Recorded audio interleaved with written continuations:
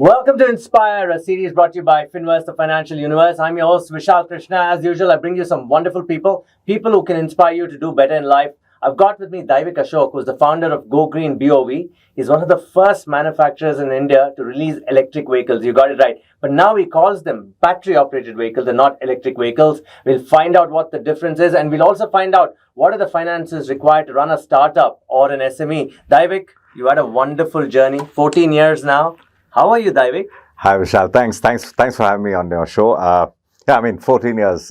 There's only one thing that has changed. It's moved from black to grey. So that's how long the journey has been. It's been extremely wonderful, and about the whole battery-operated vehicles and the electric vehicle side. Been running GoGreenBoV since 2008. 2009 is when we got started. Why did I choose the word BOV? I felt even back in then, it's a wrong connotation to the word when people call it electric vehicles. What is it then? An electric vehicle is your metros which run on electricity. Okay. Or it's your electric trains. Those are your actual electric vehicles. But here, the energy gets stored into batteries, and batteries is what run a vehicle. The right connotation of the word is battery-operated vehicle. But since EVs is cool, People use it. But it's actually a battery-operated vehicle. That's the right way of saying it. Got it. I want to get into the journey quickly. You had several highs and lows. You want to talk about the highs, and we'll talk about the lows later. What are the highs that you had? Oh, I think, I really think we should talk. The talk about the highs would be very small, and the talks about the lows would be much higher. Let's start at the highs. Yeah. Definitely, when we came out into the market, we were the first ones in the year 2011, 2012. It took you 3 years into production. Okay. So, these are bikes. These are scooters. Scooterette farm. It took us about 3 years to kind of understand. So when you get into any space, right, you have that learning curve which becomes extremely. It's a very long curve when you have very limited people to help you learn. Right now, the first 3 years, it took us 3 years to kind of get the whole product right, if I may put. When we came out with vehicles in 2009, every single product that we were putting out in the market, there were 4 from the family coming back in to say we don't want the vehicle. Why is that? There were certain flaws with the vehicle, design flaws, charging flaws, and this was an era where we were operating with these batteries called as lead-acid batteries. So, but that, if I may say, was my first low that, hey, I thought I did work quite hard on the product, but at the end of it, the acceptance levels were low. And but that time is when I took in as a first challenge saying that, okay, I'm going to improvise. I'm going to take every single customer's feedback to see what we can do better. I'm glad you used the word improvise, because this series is to inspire students out there to study finance and apply it in entrepreneurship or in the businesses that they work at. Yeah. So were you attuned to finance at the time? Were you taught finance, or how did your journey begin there? Because running a SME is not easy, especially a manufacturing to consumer play, a brand play, requires a lot of foresight. So how did you handle those things? So if I can just pause and rewind and redo, please. I'll probably want to learn finance first before getting into business. Why do you say that? Vishal, at the end of it, what is it, and why is it that you're there in that whole, whether be it an SME or an entrepreneurial journey, or whether be it a startup, or whether be it a SaaS play or anything as such, you're in it to make money, right? And if you do not know every single line cost of yours, and if you do not know what margins you end up making, if you do not know how much of tax outflows are going, you're as good as a shooting duck. So, I personally... Is that what hit you in 2011? Product was taking off, customers were coming back and saying... 100%. Yeah? Like I said, if I can pause and do it all over again, I'd probably learn finance first, because at the end of it, I come in from an engineering background. I was in this college called RVC. Very popular. Quite a popular college. So coming in from an engineering background, straight into business and manufacturing, and business is fine. Manufacturing is a demon, right? You have your supply chain, you have your logistics. You have finance in the end of the day, right? Supply chain, you have to understand how the whole product moves. It's also financial, right? Credit, there's a lot of credit in that ecosystem, right? You have to learn that, right? There's also inventory management that you have to do. And you were alone doing this. Yeah. So you thought you were an engineer who could handle this. Yeah. But I was taken aback. And like I said, I mean, I personally think as a student or as anyone who wants to get into entrepreneurialism is what I would probably put it as, or an entrepreneurial journey, making sure that your nuances about finance needs to be intact. Okay. Your nuances about supply chain, if you have a supply chain, or if you're into an SME, how do you look at quality? How do you look at technology? What is developed better? What is not developed better? And how do you put all of this in together? And how do you think way better than the person you met last? Should be your first line item in terms of, if you have that entrepreneurial streak in you. Wow, you're basically saying that today you may be technically very good, or you may have several degrees, including finance, but if you don't know how to apply it, you're as good as... And India is a very hard place to do business. We're talking about the highs now. We're still in the highs. Yeah. So let's talk to the highs and let's get to the lows of running a business quickly. Yeah. So still talking about the highs. I mean, definitely India is...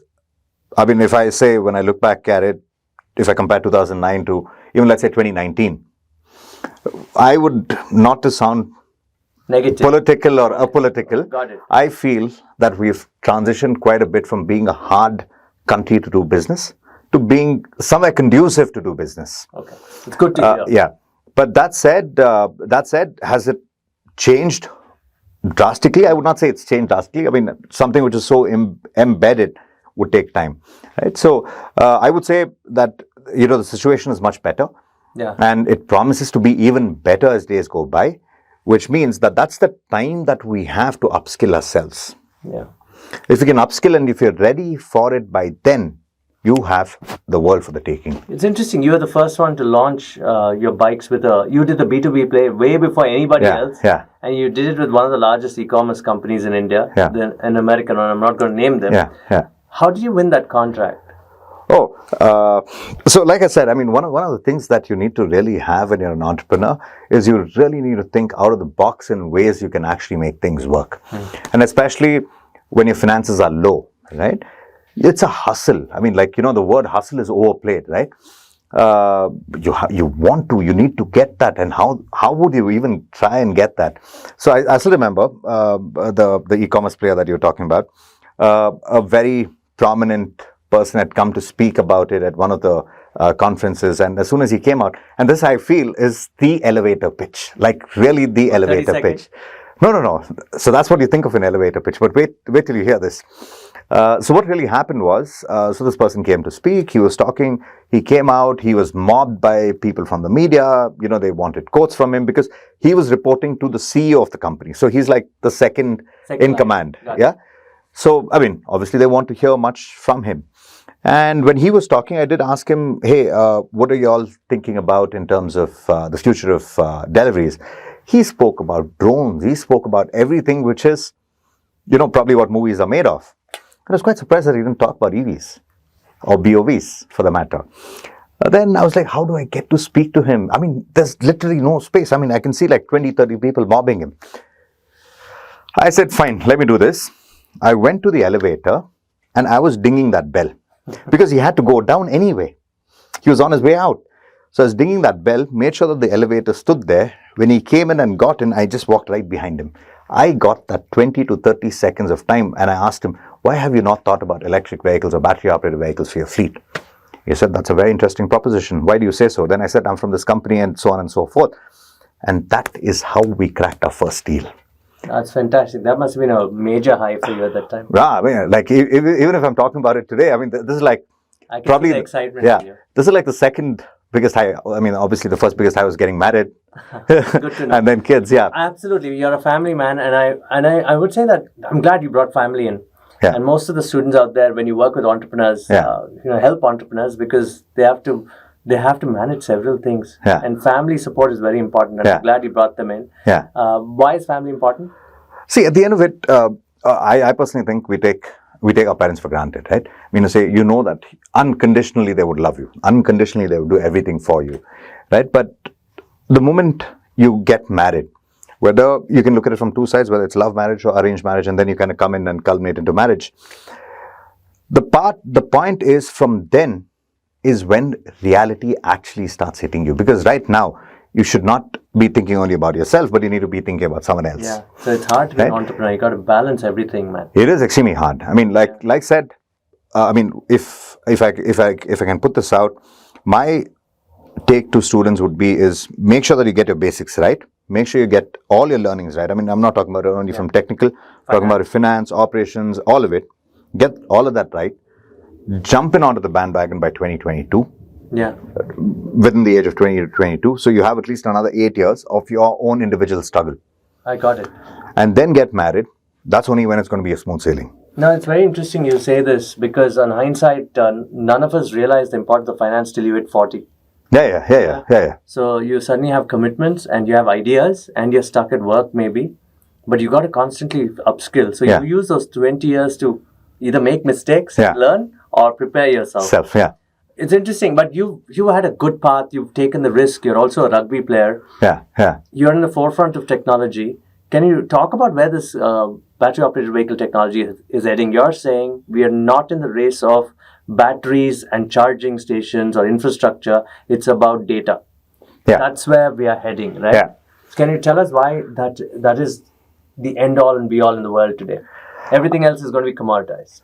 Yeah, I mean, like, I personally think, I mean, this is a very strong belief. I mean, I've looked at the space for way too long, right? Yes. And because I've looked at it for way too long, I mean, there's certain insights that you kind of get of where the field is, right? Where the company or where everything else is heading. And when I look at it very strongly, I strongly believe, Vishal, that though India is at an extremely nascent stage in EV adoption, probably we've hit about 1.5%, right? You're right. Yeah. I very strongly believe that electric vehicles are dead. Why do you say they're dead when everybody is saying it's cool? When the whole government's pushing it, you know. Right. No, the government's pushing it. When you look at the government's agenda, right? I mean, like talk about today. I mean, the dollar price 82 rupees, right? And why is it 82 rupees? I mean, what are your forex reserves are? You're only pumping it in to buy oil. And same thing would happen with EVs too. We'll be importing a lot of stuff, right? Yeah. Importing microcontrollers and batteries also. So if you look at it, now when you import oil, right? Once it comes out of the exhaust, it's over. Yeah. Right? But with a battery import that you do, that battery can last you for at least 5 to 9 years. Correct. So that way the total cost of ownership is where it kind of comes down. Cheaper. And not only total cost of ownership is cheaper, that is definitely a given. And that's the reason why EVs in India is going to be a massive boom. Okay. But the total cost of import, now you looked at the total cost of ownership, but when you look at the total cost of import, is way, way significantly lower importing those cells and putting it into a vehicle than importing oil to run that 1 lakh kilometers by which the warranty would have died. Well, that's a very beautiful analogy. I think you can't ignore the fact that you need to look at the years that the battery would last, and therefore you have cost savings. Interestingly said. So where's the technology heading, and why the data play? So like you're saying we should go the electric vehicle route. 110%. BOV, battery operated vehicle route. 110%. I mean, it works. Look at it. I mean, it ticks all the boxes that the Indian DNA is made of. Okay. Why do you say what's that? Do you want to? It's cost effective. Okay. Yeah. Mileage. It's cost effective again, which is another DNA. Yes.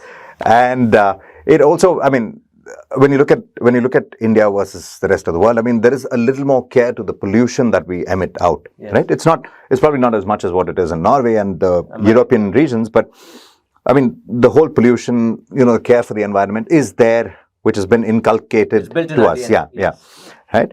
So the second, I would say, is because of this. And third, at the end of it, an Indian consumer is such that I have seen gasoline vehicles which are in tatters, but the guy doesn't want to take it to the service center. Yeah, expensive. Right? It's not only the fact that it's expensive, it's just the fact that, people tend to procrastinate taking it, right? It damages the vehicle and therefore the emission, the CO2 emissions. CO2 emissions, and that's where, a stitch in time saves 9. But with a petrol vehicle, they'd want to take it all the way to the 9 or even the 90th step before they actually take it in for service. And with a battery operated vehicle, there's absolutely no chance that you'd have to take it in for service because everything can be prognostic. Because the moving parts are less, the data is what tells you what the problem is, and all that. And in this race towards data, and where do you see the ecosystem heading? You have patents. Right. how is Go Green shaping up now? Where are you heading? Yeah. What are some of your thoughts for the next 18 months? Yeah. So fortunately, I mean, on the hindsight, when I look at it, being an early mover in the space, what it kind of gave me is, and also being a young entrepreneur in the space, right? Versus the ones who were there at that point of time in the market, what that kind of gave me is that kind of gave me a little more time to kind of focus on what more can we build on technology. So that's definitely a side that we've built. I mean, we've filed for about 22 patents, out of which 6 of them are grants. We've looked at technologies where we can enhance the life of the battery. Now, if I enhance the life of the battery, now I'm again coming back to total cost of ownership, which you mentioned, and the total cost of import, both of them go down. Okay, interesting. Right. So by being in the space, that's where you kind of move. If you are in that direction of movement, then EVs are not dead. Okay. But if you're just saying, hey, you know what? I just search on YouTube, how do I build an electric vehicle, and probably build an electric vehicle at home. I mean, electric vehicles are already dead. And today, what is it? I mean, you just need to probably put about 5-6 different devices onto an existing vehicle. You're And basically saying that's what the OEMs should not do that. They should think about technology. Your technology aspect that you spoke about. And that involves heat management. Thermal management. Thermal management, data play. Yeah. A brand play, perhaps. Yeah. What else? And probably the biggest of this would be is since you mentioned an OEM, an incumbent OEM versus a startup, right? One of the things that I've noticed very strongly in this industry, Vishal, which I've kind of not really subscribed to per se, is the fact that today a person with certain amount of experience, like let's say 12 years, 20 years experience in the automobile industry, comes into the whole EV play. Yeah, he doesn't have the same knowledge. EV is a complete different animal. He needs to unlearn and relearn. Yeah. But at that age, to unlearn is not possible. Yeah. So that is where a lot of mistakes are happening. Today, if I'd have to pause and rewind and start back today, I would give out a lot of ESOPs to freshers who come into the space and pay salaries to the guys who've been in the space than doing it the other way around. I got it. Because with newer people comes newer ideas. I just get this because if it's like the old world mainframes versus the current cloud. They're two different stories. Unless the mainframe guy understands the cloud, you cannot have and the transition has not happened there. It's not happening. Absolutely right. I want to quickly end this conversation, and for those of you students watching this, and if you want to be an entrepreneur, like he already alluded to finance, you have to learn finance and operations. You had people ignoring you. You had people saying it'll not work. You've run out of money in many instances, and you've come back on top. It's also because of your sports. You're a diver and you're a rugby player. I surf. Right? You surf, right? Yeah. So what keeps you going? And now tell us in context on how do you keep alive being an Indian? Very difficult place to do business. How do you stay strong? Well, most of us just give up. Yeah. How did you survive with all the no's? And I've seen people being audible to you. And you've just come back each time saying, I can do something. Why that belief in you? See, I personally think one of the things that I'm very, very fortunate is when I was extremely young, this was something that kind of came in because my dad asked me to travel without knowing anything about where I was going and so on and so forth. It made me believe in myself. I think the first ingredient that anyone needs to have as a human is self-belief. Believe the fact that throw the world at you, you can still fight it. That's the direction that you need to come in from.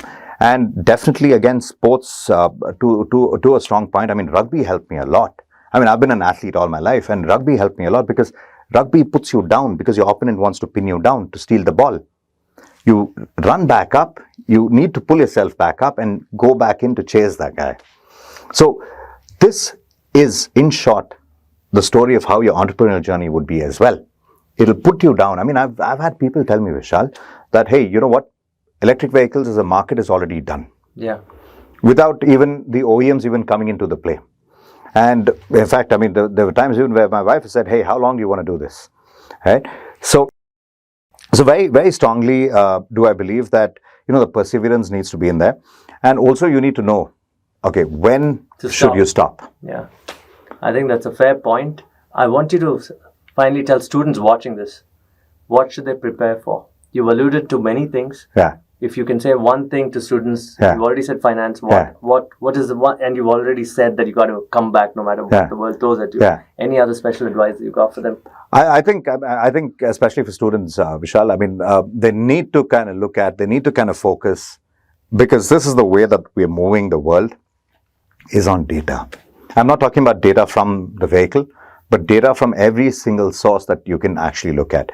I mean, even if you look at the number of people killed during the Ukraine-Russia war, I mean, there's so much of data that is there, because of which so many analysis could be gotten down. Yes. Right? By that itself, I was able to tell which of the publications are bluffing and which of the publications are really saying it. Right? So, looking at that data, I mean, like, look at data all around you. You can make the wisest decisions ever. Beautifully said. Guys, data tells you to narrate a story. Like you said, there can be people bluffing, but what is real is you can keep your world real by reskilling yourself, upskilling yourself constantly. Failure is a constant. Yeah. You know, there's no way that you can escape. Victories are a few. Savor them. Stay true to yourself. Download Finverse to know more. Share, inspire on YouTube, Facebook, LinkedIn, wherever you like it. Get back with comments. I'll get Dhivik to answer them. Dhivik, For sure. I mean, anything on the whole electric vehicle space. I mean, definitely hit me up and I'll answer every single question that comes in. Thank you. For you, Shal. Thanks a ton. Thank you, guys.